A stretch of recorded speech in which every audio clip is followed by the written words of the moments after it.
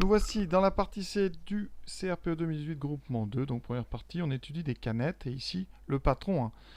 Voilà, c'est-à-dire la matière qu'il va falloir travailler pour pouvoir fabriquer donc notre cylindre. Donc vous avez un grand rectangle, vous voyez, et ici les deux disques qui vont former le couvercle et le sol de cette canette. Donc première chose, vérifier la hauteur, que la hauteur était à 330 sur pi r carré. Alors on va calculer le volume. Alors, on sait que c'est 330, mais avec les formules. Le volume, d'après ce qu'on a vu, c'est donc l'air de la base, donc pi r carré fois la hauteur. Et on sait que c'est en centimètres cubes 330. Donc vous voyez qu'ici, on a déjà notre réponse. Ici, si vous divisez des deux côtés par pi r carré, h est donc égal à 330 sur pi r carré. Donc voilà une première chose de fait. Voilà. Deuxième question. La figure représente le patron du cylindre. Alors évidemment, vous avez deux disques et notre rectangle. Il faut trouver la longueur grand L en fonction de petit r. Alors qu'est-ce qu'on sait? Bien, on sait que la longueur grand L, ça doit être le périmètre du cercle. Donc ici, périmètre du cercle.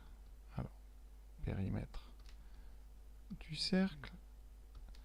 Périmètre, c'est 2 pi petit r. D'accord? En fait, le cylindre, enfin le rectangle va s'enrouler ici autour de notre cercle. Donc ça veut dire que grand L doit être égal à 2 pi petit r. Et là, on a bien exprimé grand L en fonction de r. Donc c'est la réponse. L est égale à 2 pi fois r. Maintenant, vérifions que l'air en centimètres carrés du grand rectangle ici, c'est 660 sur r. Alors, on a un grand rectangle. Donc l'air donc on va appeler r du rectangle. Qu'est-ce que ça va être? C'est un rectangle. Donc c'est grand L fois h. Grand L, on vient de le trouver. C'est 2 pi r. Petit h, on l'a trouvé dans la première question. C'est 330 sur pi r carré. Alors qu'est-ce qui peut se passer ici? Déjà, vous avez une simplification par pi.